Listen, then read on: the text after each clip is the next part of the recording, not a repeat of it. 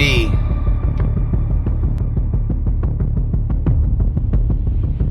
taking the cars out of here because my really rude, nosy neighbors, it's him and then him over there and then him over there and then the people on the other side of us. Old girl wanted to run out of gas, didn't she?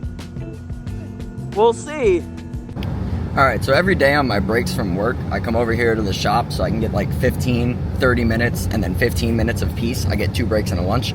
And, oh, this guy on a forklift's about to hit me. Nice, love that. Big fan, use your mirrors. So, right now Peck's here and he's tearing the wrap off the GS300 hood because he's about to paint his car. Look at that, man. You having fun? Not at all, huh?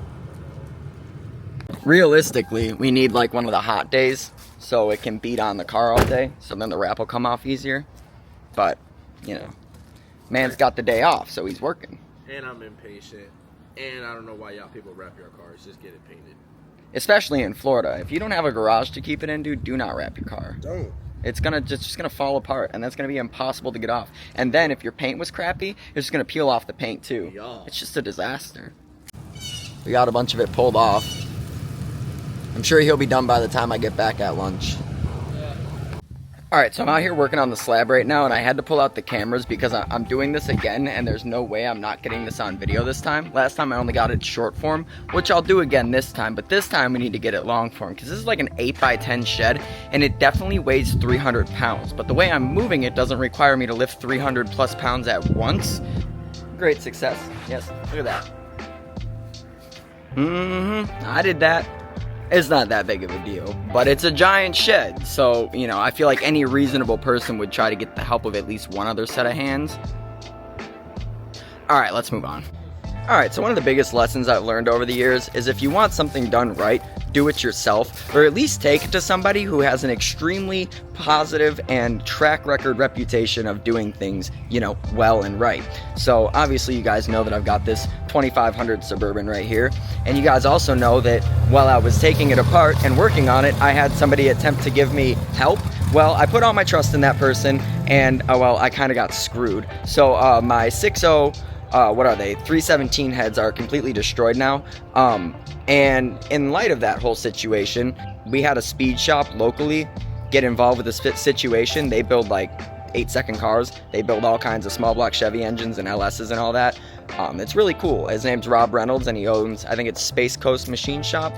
Space Coast Race Machine Shop, something like that. But he got involved in the situation, and he ended up putting me together a fully refreshed set of 862 heads. Now, they're not as good as the 317 heads. They flow a little bit worse because they have smaller valves, but overall they have higher compression, so it should help with low-end torque and towing, and also a little bit better gas mileage. And I'm definitely not looking to go like 100 plus miles an hour in this thing. So if the heads make it better for what I'm using it for, then I guess that's a positive, even though I know that they're a downgrade. You know, it sucks, but it is what it is, because you know, I can't do anything but move forward. So with a little bit of context, you guys now know why I have this brand new beautiful set of heads that I'm about to show you. Oh, and before I show them to you, the other additional piece of information is that I paid $260 for those heads to get worked. Per the suggestion of my help, I just trusted him to take them where he wanted to take them. And I paid $260. They destroyed them. And then I had to come up $550 out of my own pocket to pay for these heads right here because I still haven't gotten my money back. So, you know, hopefully in due time I can tell you guys that I did get my money back and that the situation was made right and people were accountable. But that is to be seen. So let's check these heads out. Here we've got my fully refreshed heads. They've been decked, cleaned. This is just an OEM refresh, so everything looks clean, brand new. It's all been hot tanked and washed, and then obviously assembled properly. So I'm gonna go ahead and I'm gonna order the OEM gasket kit or whatever the best off aftermarket head gasket is. I'm gonna go ahead and put this thing back together because I need to move it from where it's at and I need it done. But I'm waiting for Chase right now, and we're gonna be on to our next situation that's chaotic. So you guys know that I'm building a shop at my house, right?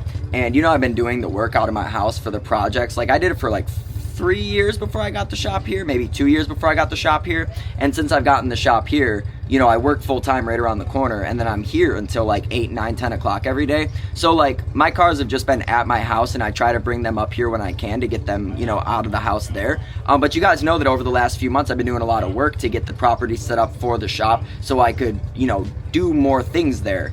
And, you know, I'm not trying to do anything like paint cars there. I'm not trying to do anything extra there. I just need a place where at home I can have tools and a place to work on things and a place to store things because, well, it's my property, right? So, like, I'm going to utilize the space on my property to best benefit what I do in life, which is the content and the cars and all that. What I've paid here in rent over the last 3 years is more than what I'm paying to build my shop that's bigger than this one. So, like, in no way does it not make sense to be doing what I'm doing. Well, now that my neighbors have caught wind that I'm putting a shop up, they've decided to rally together and now try to make anything a problem.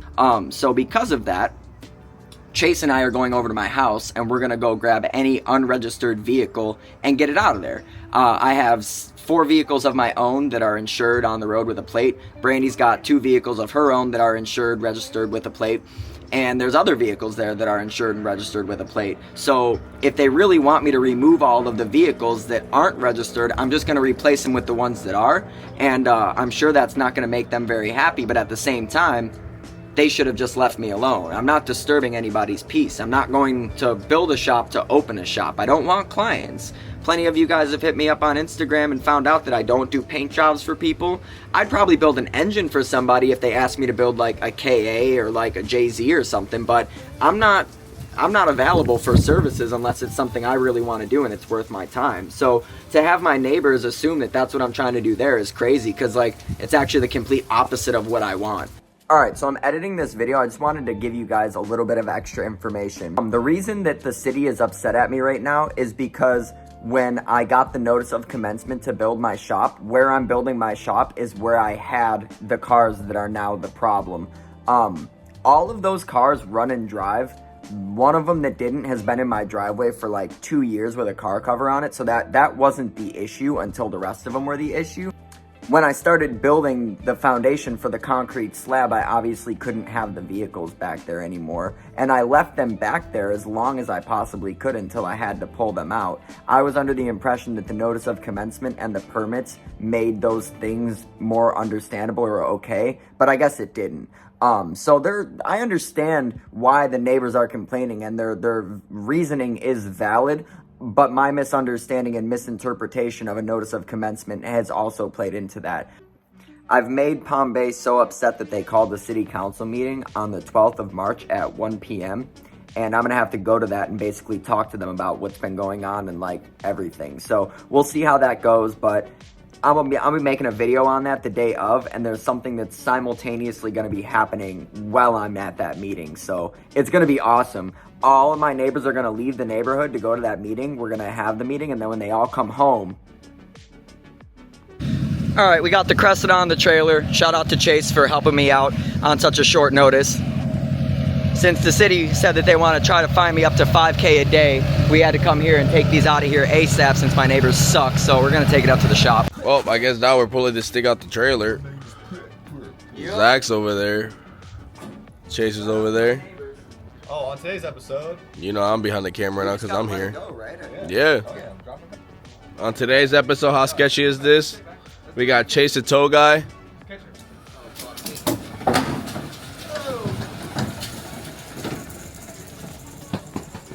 Look at Chase over here pulling his car. That was crazy. That was kind of sketch.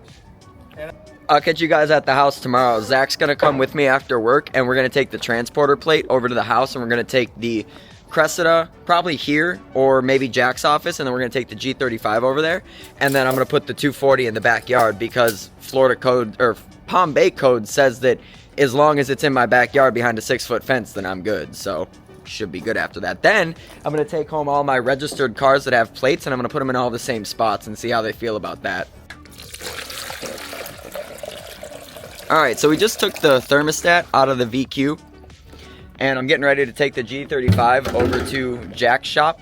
Here I've got Zach and Joe here today, and we're over here taking the cars out of here because my really rude, nosy neighbors. It's him and him over there and then him over there and then the people on the other side of us. Yeah, they're, like I told you guys yesterday, they're relentlessly trying to make my life hell right now. So I'm gonna show them how much I can do exactly what I'm doing, but like, you know, not in a way that I can get in trouble for it. And now that this thermostat's out and I got the water going in here, I can start this car up in a second, finish pumping up the tires, take it across town, and then get this Cressida. So yeah, let's get to it.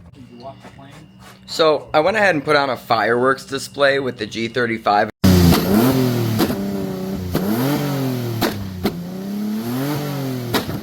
You know, just because, like, I'm not a very petty person, I just like to be left alone, but if you're gonna bark up my tree and serve me a shit plate, well, then I'm gonna serve you the same shit plate back, so, you know, it is what it is, I guess. Anyways, now that I got the G35 moved over to Jack's shop, huge shout out to Jack, huge shout out to Zach for letting me use the transport plate. Now I'm gonna get the Cressida running. It does run, I just gotta put a battery in it and then make sure that it, you know, heats up fine and doesn't do anything weird. And then we're gonna take that over to the shop and then we're gonna start bringing home my cars that are registered and on the road. So I'll see you guys in a second. What have you been doing? I'm moving wood. Are you making as much noise as possible? I'm gonna do that. Aw, Completely necessary. I agree. Hi. What? Oops.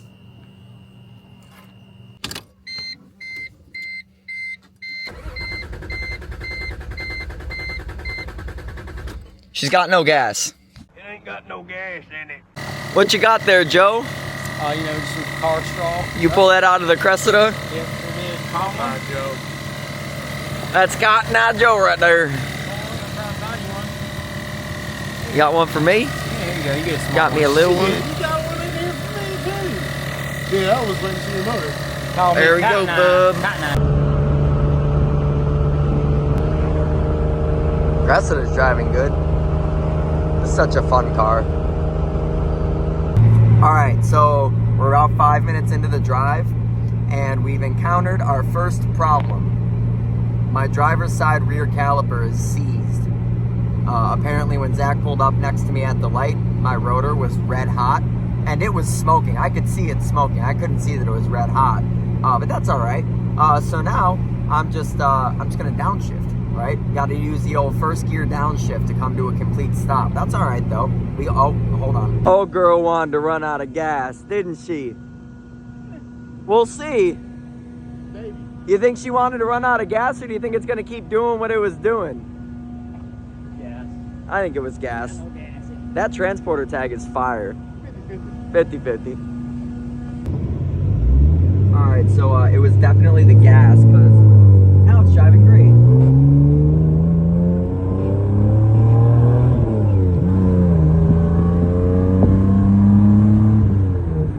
Obviously, it's still got a seized caliper, but the breakup issues were because of gas, so that's good to know. So, yeah, I just won't slam the brakes at all, and I'll just downshift to the rest of the way to the shop. So, see you guys there. So on today's episode of the Shop Chronicles, one of the shops here renting in the units that we have has been scamming a bunch of people.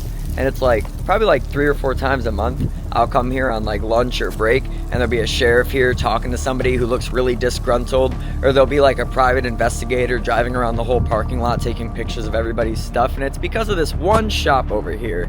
And well, they're not here anymore, and after a huge Facebook post that somebody posted in a local group today, everybody got filled in on all the details, and then they deleted their Google account and then fled. However, they've had like an RB swap 240SX sitting outside of their shop for like probably like 2 or 3 months now, and the thing about it is that they took the hood off it and it's just been getting rained on. And it's a pretty nice looking RB20, and it's got a Haltech ECU in it, and Cory has been trying to figure out whose car it is. Well, lo and behold, we figured out whose car it is. So we are gonna do something really, really nice for this person, because this guy was trying to scam him out of thousands of dollars for work that he didn't even do, because, well, you can't charge somebody if you didn't do work, right? So the car does not run, it doesn't work, and we're gonna make it work, right? And Buddy's gonna get the parts, and Cory and I and whoever else decides they're gonna help are gonna get this dude's car running for him because he deserves to be able to enjoy his car. So, Cory's playing commercially licensed music right now, so I'm gonna stop recording before I go in his shop. But as soon as we go and start moving the car around, I will get back on the camera with you guys. Didn't you just paint this car? All right then, paint it again. Paint it again. All right, cool. There she be. We're going to save it. We are gonna save it. Then we got to figure out who owns this Fox Body Mustang too, because this thing's been out here for a few months. If we get the VIN number, I can figure out who owns it. All right, what do we got here? We've got the S13, and long story short, this car's been sitting outside of this shop with no hood on it for months. It's not getting worked on. I filled them in. Oh, you filled them in? Yeah. Okay, perfect. So we have the S13. I got the key from the owner and permission to bring it to my shop. So me and Zach and whoever else wants to join us can fix it. We got you, Keith. Got you.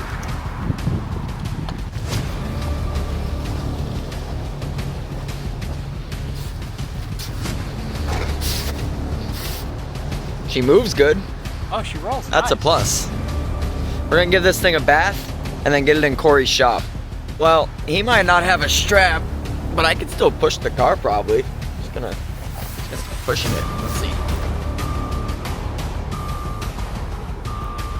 Yeah, see? Who needs a strap anyways?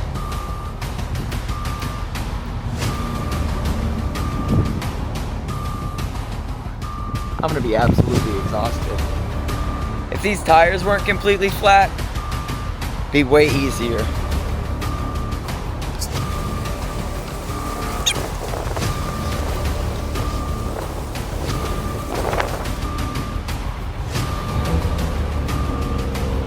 The welded diff is not making this any easier. Yeah, for some reason every video I post and Nick is in it does like at least 50,000 views. I don't know why. That's the trick. That's your hack right there. I just use Nick for views. You guys need to have like a Mythbuster-esque video style going on.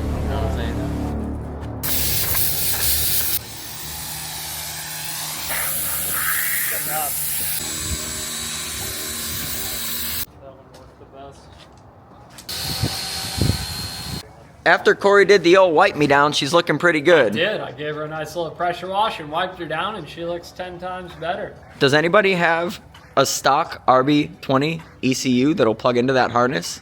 I don't know. Is the harness different on Haltech? I don't know. That was the next question. I need to look at it. So if you can plug in a stock ECU and get it running, that's a huge plus. We need a stock ECU.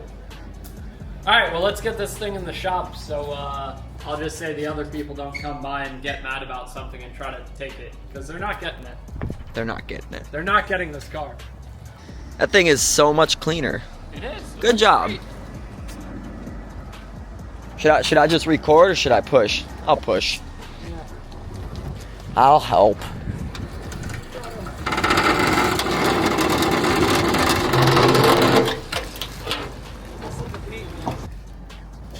Sun-bleached wasp.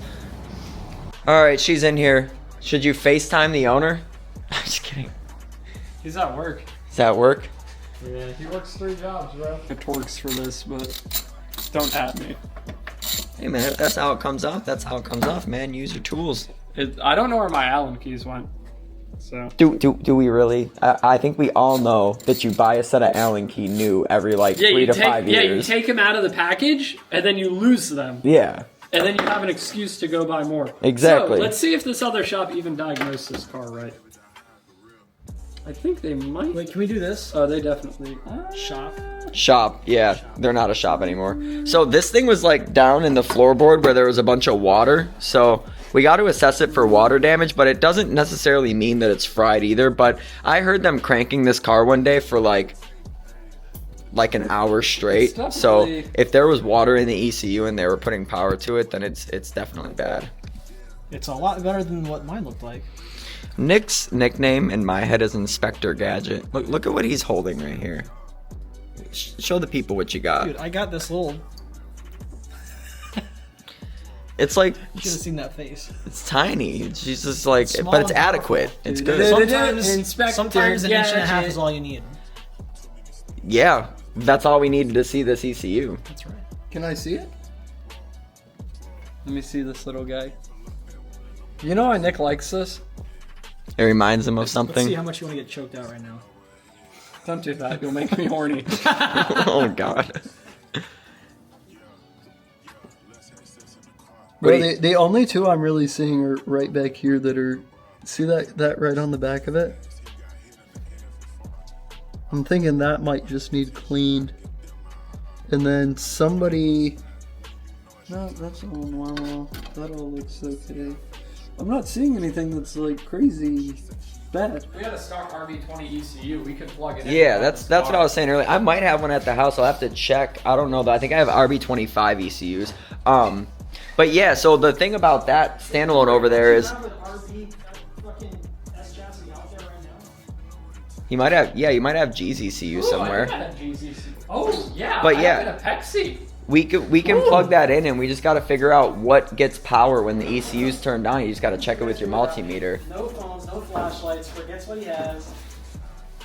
Trying to diag it, and he's just getting so excited right now. Hey, check this. Corey's going crazy right now. What do you got there? What is this? That's some 1990s goodness. Is this an Apexi RB20 ECU? Yes, it is. What? Let's see it. Open it up. Let's see it. This is a JDM tuned. Holy shit. Where'd you get that? That's a brand new Power FC in the box. This belongs to G. So, because I'm not a shitty shop, I'm gonna have to ask him if I can borrow this. Okay. More on that later. If you have a stock one, I would prefer to do that because I don't want to take probably one of the only ones existing in the United States, new in the box, plug it into here, have something else be wrong with the harness, and fry the ECU.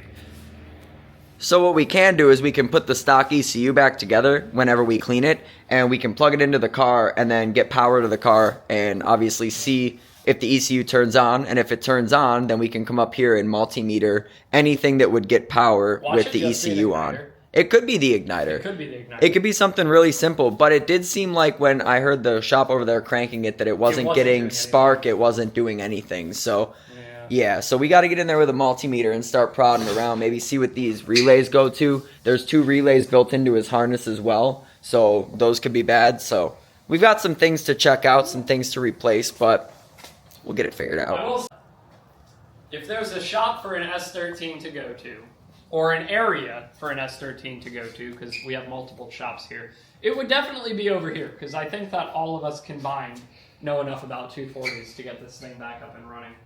But it does have a real Gretty front mount intercooler. Like, it's got a lot of nice parts on it.